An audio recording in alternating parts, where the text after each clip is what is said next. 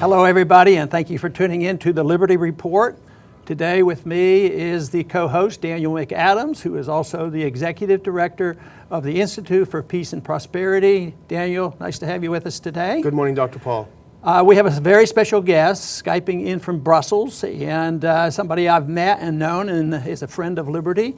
And we're going to be talking about a very important issue dealing with the migrants in Europe. That individual is the leader of the UK Independent Party, as well as a member of the European Parliament. Nigel Farage. Nigel, welcome to the program today. Thank you very much indeed. I'm very, very pleased to be here. Good. Very nice to see you. I want to start off with asking you a very general question before we get into some of your ideas on how you can improve things with this crisis that's engulfing Europe. And that is, how did it come about at this particular time? Where do you see the source of the problems that all of a sudden this is a major problem? Nobody 6 months ago predicted this. Maybe you did, but nobody in the States really paid any attention to it. How do you see this crisis having evolved? Well, I think if we're brutally honest, we have to say to ourselves that the Iraq War, which was fought to get rid of Saddam Hussein, led to destabilization in the region. I think we have to be honest and say that Libya in 2011, where we went in to get rid of Gaddafi without any thought or long-term plan or strategy at all. So let's be frank, Britain, America have not helped this situation. And that I think is an honest way to look at this. Now, why are people coming in the numbers that they are? Well, they're coming because they know that Europe won't refuse anybody.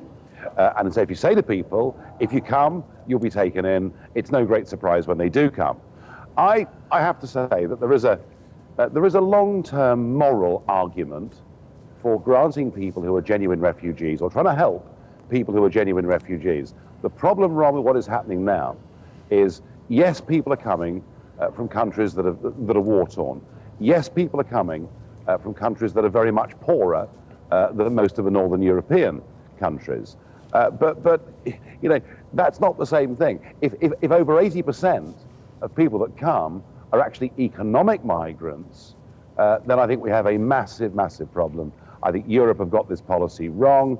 I said 6 months ago that if you send out this message that anybody that comes and puts one foot on European soil can stay, I said it would lead to an exodus of biblical proportions, and that I think is now what we're seeing. Mr. Farage, Daniel here. I just want to say, having this opportunity, I remember your 2011 advice to Viktor Orban about communists in the European Commission. I think will go down as one of the great moments in political history. I watched that over and over because I think it's fantastic. But further on Hungary, Hungary and Orban particularly have been demonized in the European media and in the US media for their handling of the crisis, for essentially following the Dublin regulations, whereas Berlin and Vienna have been praised for ignoring the Dublin regulations, and then all of a sudden the floodgates opened and all heck broke loose. Do you think that Orban and Hungary have gotten kind of a raw deal in how they've been treated by Brussels especially, but also by the media? Well, it's an object lesson, isn't it? I mean, Viktor Orban is a strong man. He's running a country where the old communists still have their little niches of power. And Orban is trying to clear all of that out and trying to make Hungary into a modern democracy. He is a proper leader. He's a man that I have some admiration for, I have to say. As you say, he's the one that's actually obeyed all the rules.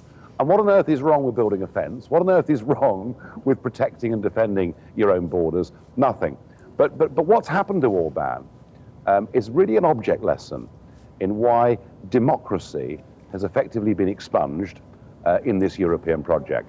So Viktor Orban, the Romanians, Slovakians, some of those Central and Eastern European countries, when they were asked by Mrs. Merkel and the European Commission to share out for settlement numbers of people who'd come in, they said no.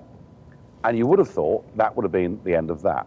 And yet by using quite a crude device, the European Commission and the European Parliament passed a piece of legislation that then went back to 28 prime ministers and presidents, but then could be passed by using a majority vote, as opposed to a country having its own right of veto.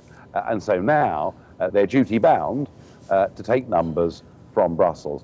I don't know. I mean, we've seen disunity in Europe over the euro, where one currency suiting economies as diverse as Germany and Greece has shown just not to work. But I sense that the level of division that exists now within this European project over the migrant crisis is even more serious, because it wasn't just the European Commission saying, oh, come all ye faithful, anyone that wants to come can. It was, of course, the German Chancellor. It was Angela Merkel who said, oh, we'll take 800,000 people, that's no problem, and that led to a stampede. So, I am speaking to you from the European Parliament, but believe me, these institutions here in Brussels are stuck in a very, very real crisis. And unless we change policy, unless we say, look, we'll take genuine refugees, but we won't take them if they come across the Mediterranean by boat. We won't take them if they play into the hands of the criminal traffickers. And I mean, on a human level, let's just remember that 3,000 people have drowned this year in the Mediterranean. But there is a modern day precedent for all of this, because Australia had exactly the same situation. It started back in 2008 with boatloads of people coming from Southeast Asia. And the Australians said, if you come by this method, you will not be accepted. The boats stopped coming, the people stopped coming, and the drowning stopped happening. That more or less makes the point. If you subsidize something, you get more of it. So if you subsidize migrants, you're going to get more. But you mentioned that economic policy has something to do with it. There are economic migrants coming in for economic reasons, as well as it being related to the wars that have been going on. But I wanted to get your opinion more specifically about the longer term consequence of what's going to happen to the European Union as well as to the euro. Europe has not recovered. We really in the United States have not recovered from the crisis of 08. And so I see the world economies as very shaky. And can you give me an idea on how serious you think this is, even if you can't solve the migrant policy, or especially if you can? What's this going to do to the economy and to Europe? Because, it is a world economy, and this is something that none of us could ignore.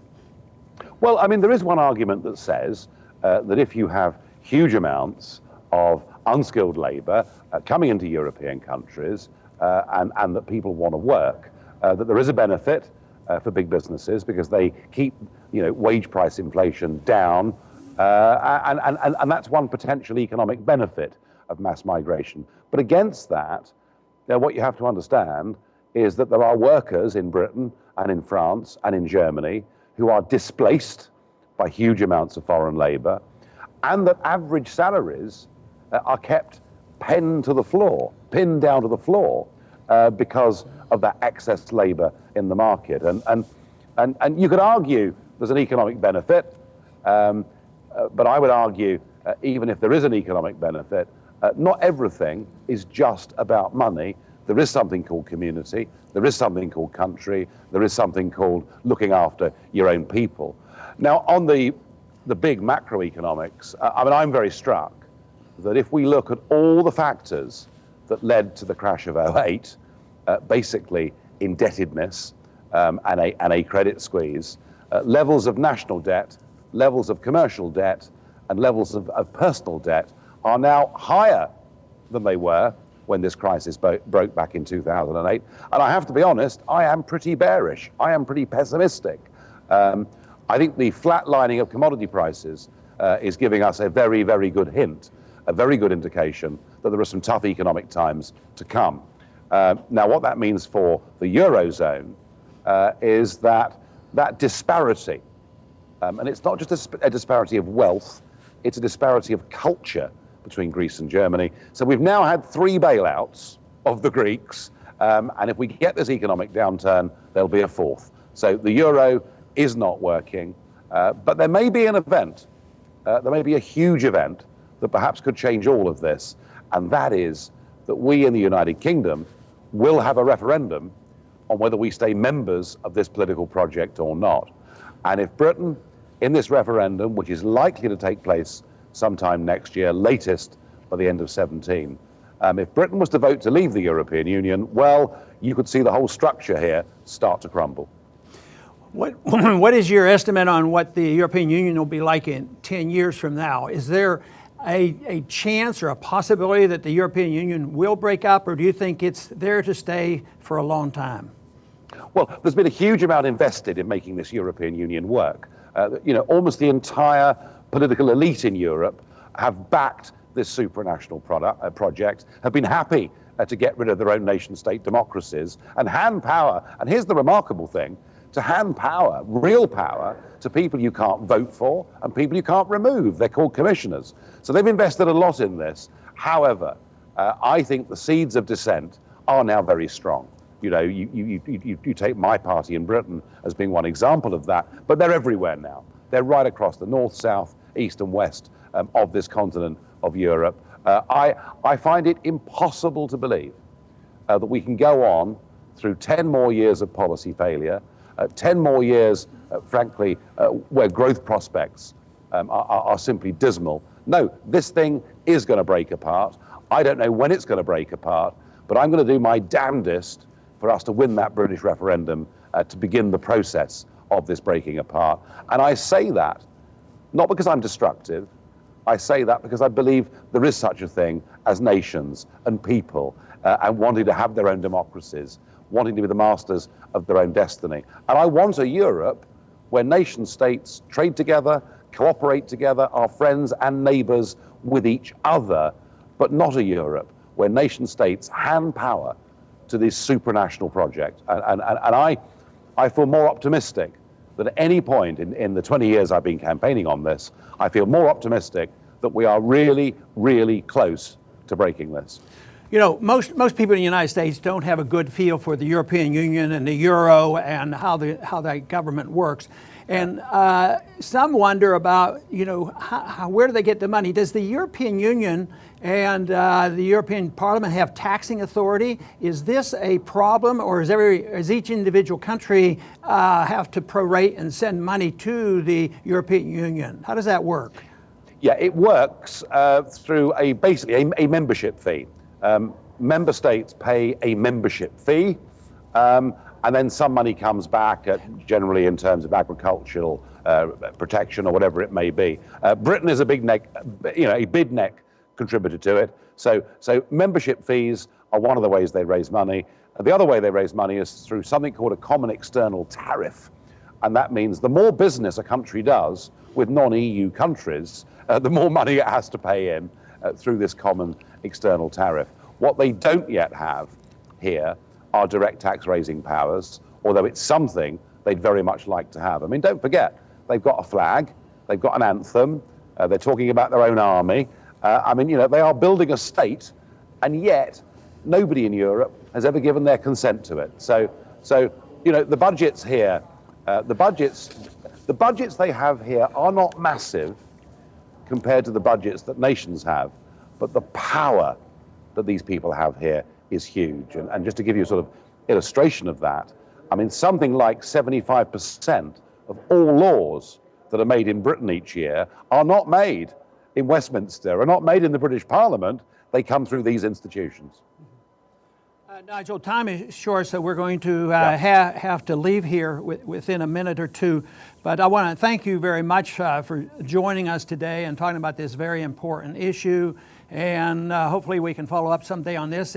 And we all wish you well on your referendum, because that would be very interesting, because the referendum is the way to go. And we were very observant of the referendum just recently in Catalonia. But anyway, thank you very much for being with us today. No, thank you very much, and watch this space. Things are changing in Europe. They're changing fast, and I genuinely believe it is now 50-50 in this referendum whether Britain leaves the European Union or stays. And if we leave, that pro-democracy, that pro-nation-state message will be a huge one.